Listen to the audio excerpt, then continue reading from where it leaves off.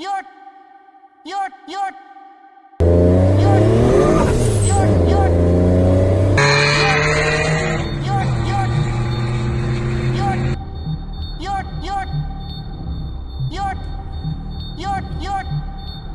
DJ Sonic.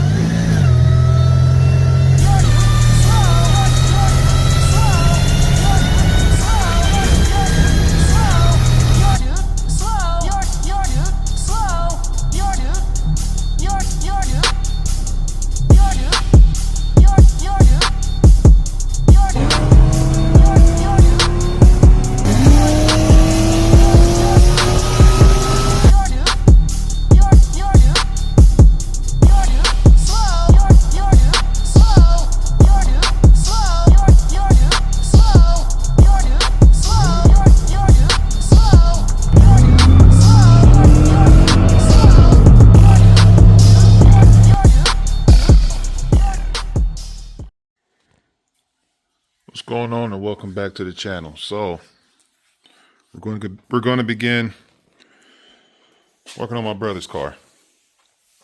So my goal is to I'm gonna pull the motor and transmission together, because this is just a transmission swap. Forward band went on this. It's only got first gear, half a second gear, and reverse. So this transmission's cooked. I don't really talk about this car on the channel because it's just his daily. All right, it's nothing special about it. It's just it's a commuter. He made it look, he's just as bad as me. He can't leave nothing alone. He was more for just like simple looks on this car, nothing crazy. But you can see it's stock. You can't count that, and we put some front and rear power logs on it because the manifolds are cracked. Put an exhaust on it, but I mean, it's still on a stock pulley. It's nothing crazy. Put a little handmade intake on there for some wine, which he doesn't even use. This the killer part. The transmission blew on this thing, and he doesn't even go wide open. I don't even know if the supercharger even know about whining. He don't even go wide open throttle in this car. I told him he be pit-paddling the pedal. But this driving it like a grandma, it still blew the transits is beyond me. I don't know. Well, we gonna fix it. We gonna fix it. We got a transmission I found in Cincinnati. It's got 38,000 miles. That's it. Same serial numbers and all matches this. So it'll be a drop and go situation. So he'll have his back on the road. And some of my dudes that watch the channel will know, look what car is not here. I know Brandon and Jeremy gonna be the main two. Yep, he done drove Carnage today. Oh man. But it's my brother, man. He's something else. All right, so the process I go about, I'm gonna explain what I do, and I'm gonna show it. So when you do a removal of the motor and trans together, you of course you take the intake off. Actually, no, let me start over. You jack the car up, put it on jack stands for one, and then I just start from the bottom. The bottom, you're gonna pull the knock sensor so you can drain the block, okay, the coolant. You don't necessarily need to drain the oil, just the radiator fluid. You gotta, antifreeze, you gotta drain that. So just pull the knock sensor right here on the bottom side. Now, when you pull the knock sensor off, antifreeze might not come out. So what you do is you take like a Phillips screwdriver, something like this, and you stick it up the hole, and then you take a hammer and you hit the bottom of it, and the screwdriver will, I don't know what it is. Sometimes metal get caked up in there, and you just smack it with a hammer, and then antifreeze will start pouring out. Trust me. All right. Do that, and then you're going to disconnect the you're going to disconnect the oil level sensor on the pan. The starter's got to come off. There'll be a black cover that goes on the bell housing on the bottom with three 10mm bolts. You're going to take that off so that you can see the flex plate. Then you're going to take the AC compressor off. You're going to take the rear knock sensor harness off. It's going to be a pain. Just be patient, because you got to wedge your hand in between the motor and the transmission. Then you got the vehicle speed sensor that's on the transmission housing that's close to the diff. You got the lower motor mount, which would be two 15mm bolts from the bottom of the cradle. You got the two 15mm bolts that's on the transmission mount on the driver's side. You got to remove the two CV axles. When you remove the CV axles, you just take the two bolts off the steering knuckle to separate the steering knuckle from the strut. That way the knuckle can tilt down, and then you use the two pry bar method on the driver's side to pry the CV axle off from the transmission. And then on the passenger side, you take a flathead and a hammer and you tap it out, the diff. So now you got the two CV axles out the way. All right. And then you're going to undo the transmission lines that's on the bottom of the transmission housing. And then make sure you get a pan so you can catch all the transmission fluid that's going to leak out. And I believe, and then the technique that I showed in my one video, take a long extension, okay? And hold on. Take a long extension, and you'll see, once you take that plastic cover off, from here you'll be able to see the flex plate. So you're going to rotate the motor so you can see the flex plate bolt. Take an impact and a long extension, and then just drive that bolt out 3 times. That way, once you get the motor out, you ain't got to worry about separating issues, because you already had that taken care of. And then I think that should be it for the bottom. Let me think about that real quick. Yeah, that's all you got to do from the bottom. Then the top, I take off the alternator, and then the power steering pump, and then disconnect all the lines. And then you got the main hard part of this whole process is separating the 2 bolts from the downpipe. That's going to be the hardest part throughout this whole process, is those 2 downpipe bolts. But yeah, do that. Disconnect the radiator hoses, and then you're ready to pull this thing. It's that simple.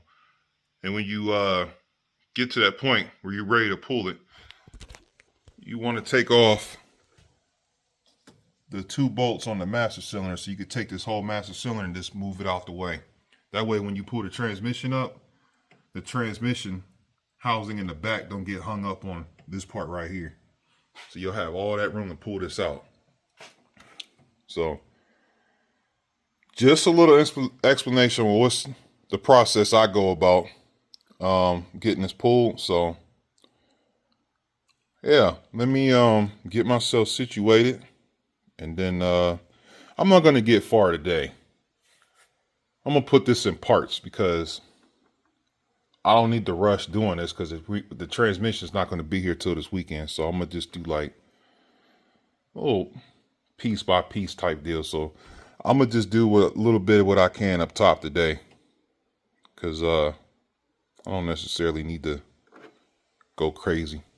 Take my time with this, because I would say I'm not going to have this done until probably either Sunday night or maybe Monday, because transmission is not going to be here till Saturday. So slow motion.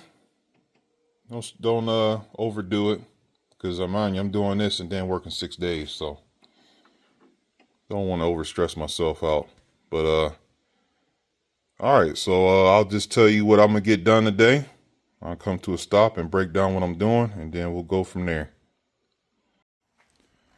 All right, so me and my buddy, Mr. Dragonfly, we got some work done today.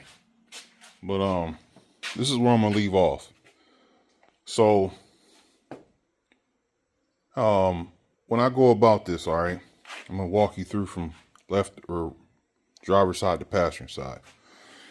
So there you go. You want to remove the master cylinder because see, look, all that room. You ain't got to worry about the transmission catching this part right here of the master cylinder. So you want to take that off, and then you got the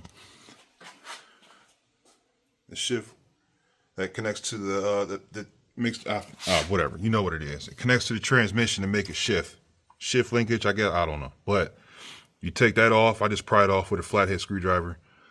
And then you got the bracket that bolts there, the two 13mm bolts. Take that out, set it to the side like I just did.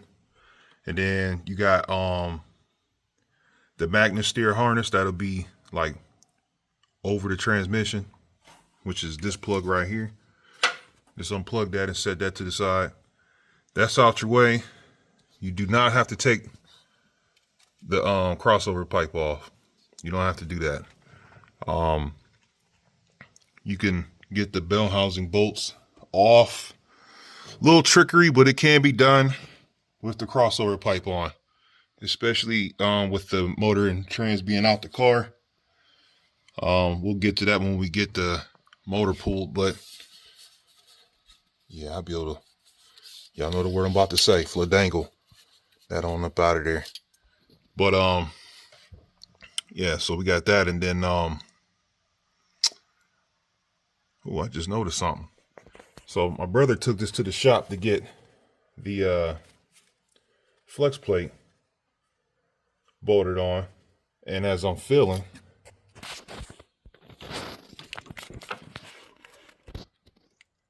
look at that. Ain't even tighten the bell housing bolts. Man, that's why I don't like going to shops. Wow. Yeah, I wasn't the last one under this hood. And then they had the nerve to charge that man $1,600 to do a flex plate. That's unbelievable. You couldn't even get the bell housing bolts on. I'm wondering if the bitch bolt's even on. We're gonna find out together. But anyway, yeah, so now that you got this part, all right, you're gonna unplug the EGR, the EVAP, and your map sensors, your fuel injectors, alternator, and then that'll be it for back here. And then on the front, you got this harness right here, which is the coolant temp sensor harness. You can just leave that right there. You got the boost solenoid, throttle body, and the injectors. Now, that's all you got to do up here. Then I will remove the coil pack bracket, because when you get to the bottom to drain the coolant, it'll be easier for you to separate that, because the coolant bracket will be out the, or the coil pack bracket will be out the way. And when you take the bracket off, you start off by taking this pulley right here, which is right there, off. And then you're gonna have this long stud that you don't think you're gonna be able to get a deep well 15 into. So what I do is I'll just take the deep well 15, I'll slide it in the bolt like halfway, and then take your ratchet just enough so it grabs, and then break it loose. It'll work, trust me. You get that out. Then you got this guy right here, the tensioner. Do not, I repeat, do not lose that bolt or you are royally screwed. It's a 13mm, but it's not, it's a different breed of a 13mm. Still got the same thread as a 15mm bolt. So you'll lose that bolt and be like, oh, I'd be all right. I'll just use this 15. But the 15 ain't gonna fit in there. So do not lose that bolt. Set that to the side safely. And then you'll have one more bolt where the ground is. Take that off. Slide it on up out of there. Or don't forget the 8mm or 7mm bolt to undo the ignition control module, which is that guy right there. It'll be on the bottom of here, 7mm. All right, slide that out the way, and then of course, take all your belts off before you do all that. Got to mention. Tensioner, put your ratchet on tightening. This one right here is reverse thread. So make sure you put your ratchet on unthread. And that's how you take the tensioner off on the accessory side, because it's a reverse thread bolt. So you go loosen take the belt off. Don't go tighten, because you'll take the bolt off. All right. Now, that's pretty much it. So now your harness is ready to go. On the top side, you can slide it out the way. Take the PCM. You should be able to take the whole harness by the time I'm done and slide it over that way. So this is all open for lift off. All right. Now tomorrow, when I get into it, we're gonna jack the car up. Okay. Take both of the wheels off. Gonna get the steering knuckle off. Then we're gonna pop off the CV axles. Then we gotta take the we gotta take the transmission lines off. You gotta take them off so all the transmission fluid can come out. Then we gotta drain the coolant so we can take the radiator hoses off and the heater core hoses. Okay. And then we got the rear knock sensor to disconnect, the vehicle speed sensor, the downpipe, the oil neck, or the oil filter housing rather, has to come off for clearance.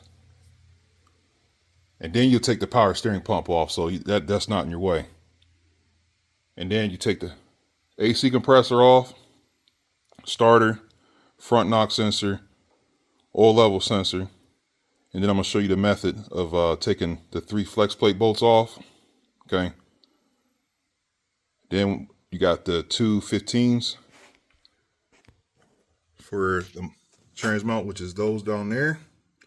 And there's gonna be 2 15s on the lower mount, motor engine mount. Yeah, you gotta take off that's on the bottom of the cradle. Then we can pull this motor out. So that's the plan.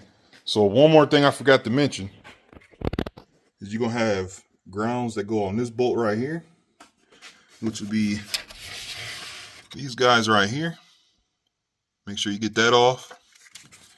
And then you got focus, my dude. You got that bolt right there that holds the bracket for the transmission lines. You want to get that out the way. And then you take these grounds right here off of that bolt right there, and then set them to the side as well. I forgot to mention that. But yeah, and then make sure all that stuff's unplugged so the wiring harness is out the way. But yeah, I'm gonna end it right there. I hope this part was helpful. But I didn't take the reservoir bottle out because I still got coolant in the system. I'm worrying about that tomorrow when I get this up in the air. So that's going to end it for this video. I'll catch you guys tomorrow.